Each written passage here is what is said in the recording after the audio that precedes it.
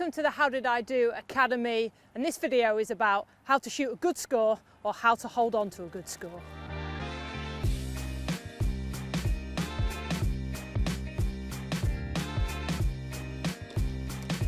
I'm going to talk you through some key thoughts and how to keep a good round going. I'm on the 17th tee at the moment, it's all going rather well, but how do you hold on or shoot a better score than your mind wants you to shoot? Stop getting in your own way and watch this video. Just like with any sport or exercise, you need to keep yourself hydrated and take some food intake in. There's no point starting drinking on 17. It needs to be done earlier so you're refreshed to finish the round properly. And be honest with yourself, if you're on for a good round, you are going to start thinking about it. What could be? Could I be winning the trophy? Could I be lowering my handicap? So you need to try and keep yourself in the present. I like talking to my playing partners, asking them some questions about themselves. I also want to stay off this.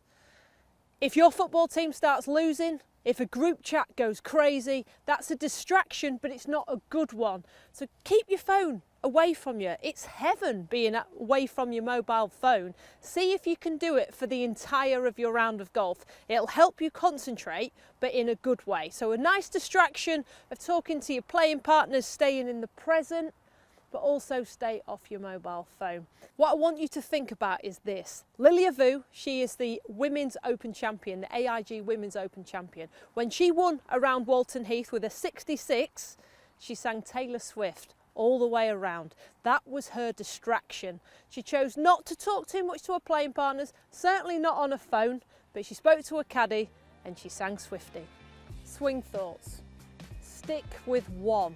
If it's been working for 15, 16 holes, don't try and change it. Don't think, oh, maybe I should try this. Commit to having the same thoughts. So it could be over putts, I'm getting it to the hole. On my full swing shots, my commitment is to get my chest over the ball because I'm going to try and launch it a bit lower. I've thought that now for 16 holes and it's been going okay. I don't want to change my mind now. That is a huge commitment to do, to try and stick to that one process goal, but I'm going to keep with that now.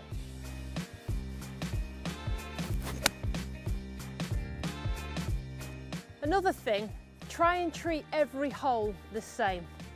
This may say 17 on the tee box and there may only be 2 holes left, but all 18 are arguably important, aren't they? So don't put more importance on the first hole because you're nervous and the 18th hole because you're nervous at what could be.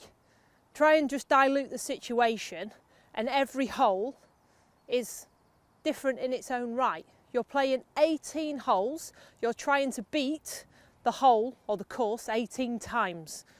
So break it down. Some people break it down into 3 holes, some people break it down into 1 hole every time. So if you're a scratch golfer, you're thinking to yourself, I need to par or better on every single hole. Doesn't matter if it's the 17th hole or the first hole. And if you're a handicap golfer, obviously you'll use a stroke index to try and get those net pars or net birdies on any hole. So just because it says 17 on it, doesn't mean it's way more important than the 5th hole.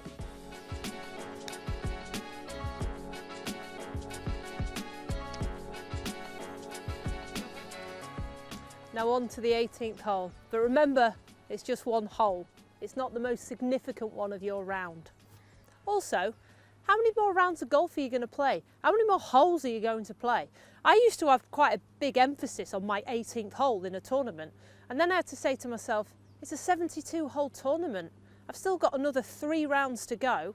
Actually, if you're talking about it in a whole round of golf, I'm only a quarter of the way through. I had to try and say that to myself in order not to put the pressure on when you really don't want it. We've hit the 18th tee, you're on for a good score, there's no hiding away from that now. We've tried to stay in the present, and what we're going to do now is we're going to be conservative in our targets but aggressive in our swings. Now driver, yes, driver on 18. However, there's a lot of trouble down the right hand side and my miss is down the right hand side. I'm on for a good score, Why do I want to put this doubt in my mind? What I'm going to do is take the 3-wood, because this is one of my favourite clubs in the bag. Love hitting 3-wood, and my missus left with the 3-wood, and I don't mind being left down here. So I'm going to sacrifice that 10, 20 yards in order to find a fairway. So I'm going to be conservative in my target and my club selection, but I'm going to be aggressive in my swing. Okay, straight at that bunker on the left-hand side with a 3-wood. And be nice and aggressive, stroke positive with it.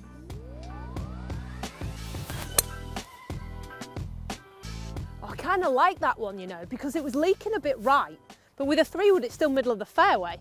If that leaks right with a driver, see ya, could even be reloading. So I'm safely on the fairway, maybe 10 yards, 15 yards further back than I want, but I'm walking off this tee with a bit of a feel-good factor, not a negative one. Now, we've spoken about trying to take your mind off the future, trying to stay in the present. We talk about concentration. Obviously, you want to be concentrated at the right points. You can't concentrate for 4 hours.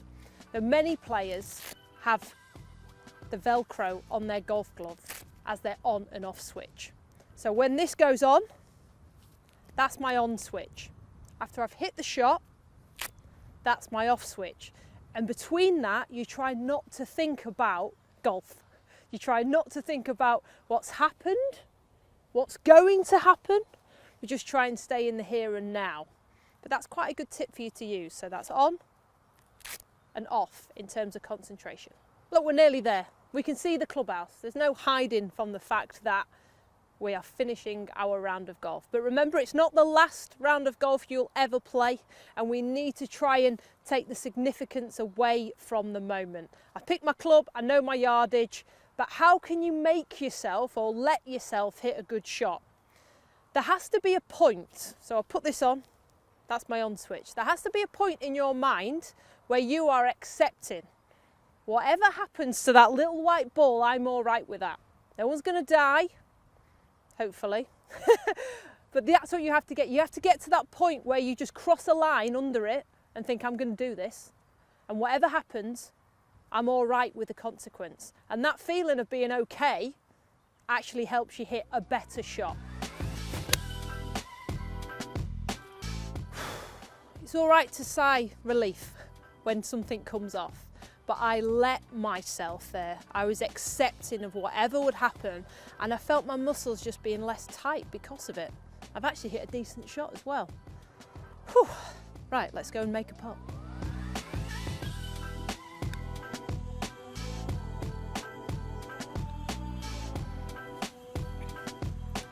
The sense of satisfaction of completing the round. I've tricked myself all the way round. That every hole is not that important. They're all the same. I have spoken to my playing partners, tried to distract myself, trying to get myself away from a moment in order to play the best that I can. But now it's done, I can forget all that. That was really important, those last few holes, but I didn't think they were at the time. Now I know that they are. I can get my scorecard out. I can write a good score on the scorecard, get my handicap down, or even pick up a trophy. Thank you for watching this video and all of our videos. Make sure you like, comment and subscribe so you don't miss out on any of the action.